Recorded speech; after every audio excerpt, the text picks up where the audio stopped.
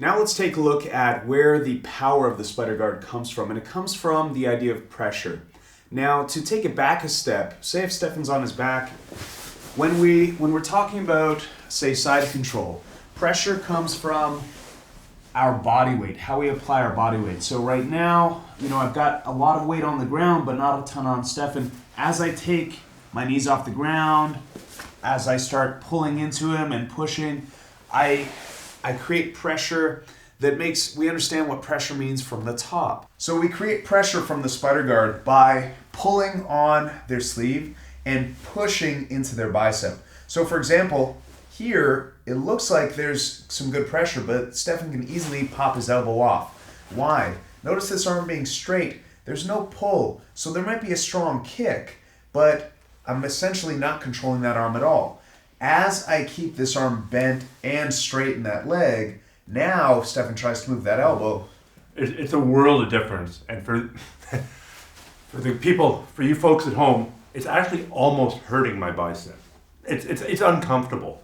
So I think your training partner really needs to help you out here, saying, no, for sure. I don't feel any pressure. Oh, whatever you did there, now all of a sudden I feel pressure on the arm. Absolutely, and that in general, using your training partner's feedback is vital, particularly with things that, this is a little tough to see, but if you notice the distinction between this and this, there's a lot of pressure, not much pressure. Mm-hmm. Now, so to look at the basic double bicep spider guard, the pressure not only comes from a push and pull in the opposite directions like so, but on this side, both sides, as we'll talk about when we get into depth about this position, both my arm and my leg are pulling. So where does the pressure come from on this side? Well, there's pressure pushing Stefan's left arm that way. On this side, my foot's going to push his right arm to the other side. So he's now being stretched out that way. If you think of an elastic, if you stretch it out in any direction, it gets very tense. If your fingers are just inside the loop of it, it's nice and relaxed. So here, again, might look like the same position, but it's totally different. Even here, looks like the same position, but there's not much pressure here. This foot has to be pushing out to the side. So there are many different ways in which we can apply pressure.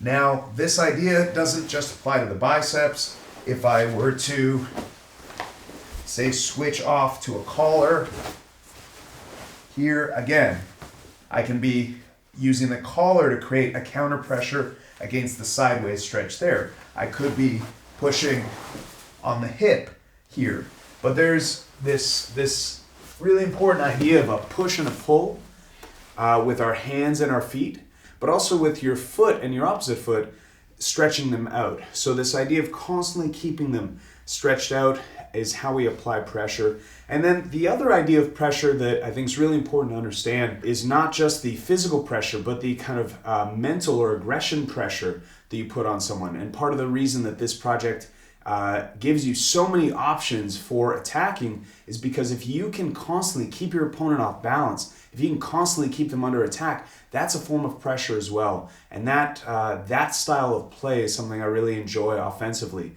So the idea is to have that physical pressure stretching them out, keeping them tied up, making it very hard for them to pass, very hard for them to keep their balance, but also then keeping them constantly under attack. And using those two types of pressures is something that will make your spider guard very, very uncomfortable for the top person.